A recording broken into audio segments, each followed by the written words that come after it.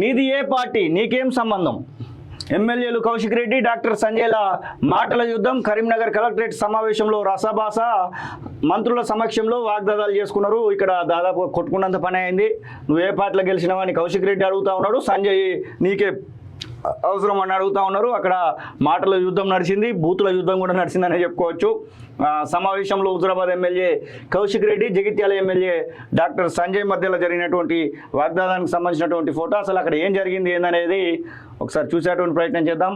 కరీంనగర్ కలెక్టరేట్లో అభివృద్ధి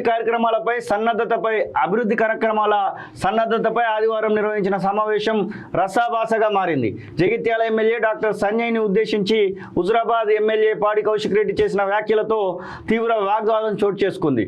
నీటిపారుదల శాఖ మంత్రి, ఉమ్మడి కరీంనగర్ జిల్లా ఇన్ఛార్జి మంత్రి ఉత్తమ్ కుమార్ రెడ్డి సమక్షంలో ఈ ఘటన జరిగింది.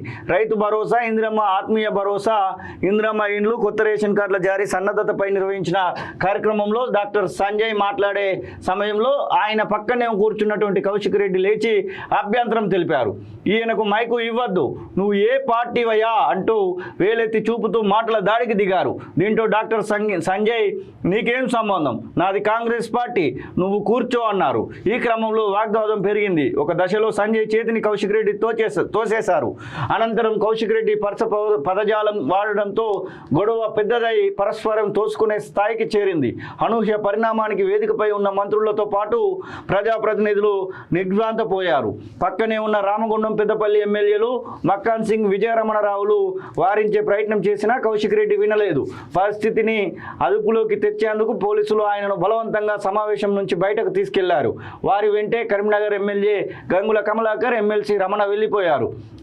ఇది పరిస్థితి, ప్రవర్తన బాగలేదంటూ ఉత్తమ్ కుమార్ రెడ్డి కూడా చెప్తా ఉన్నాడు. మరి అసలు ఏం జరిగిందంటే కౌశిక్ రెడ్డి అక్కడే ఉన్నాడు, అలాగే సంజయ్ అక్కడే ఉన్నాడు.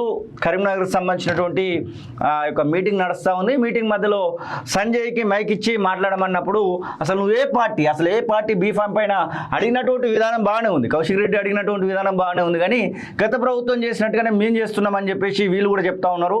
ఖచ్చితంగా సంజయ్ జైన్ అయిన వెంటనే జీవన్ రెడ్డి అక్కడ ఒక మర్డర్ జరగడము, ఇవన్నీ కూడా చూస్తూ ఉన్నాం.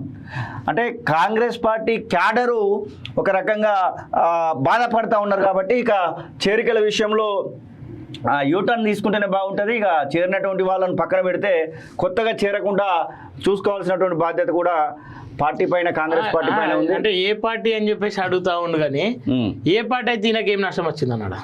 అంటే బీఫామ్ పైన గెలిచినటువంటి, అవును, గతంలో కాంగ్రెస్ బీఫామ్ మీద గెలిచి బీఆర్ఎస్ లకు పోయినప్పుడు మరి అరే గతంలో ఎందుకు తీసుకున్నావు అని చెప్పేసి కేసీఆర్ నన్ను ప్రశ్నించిరా.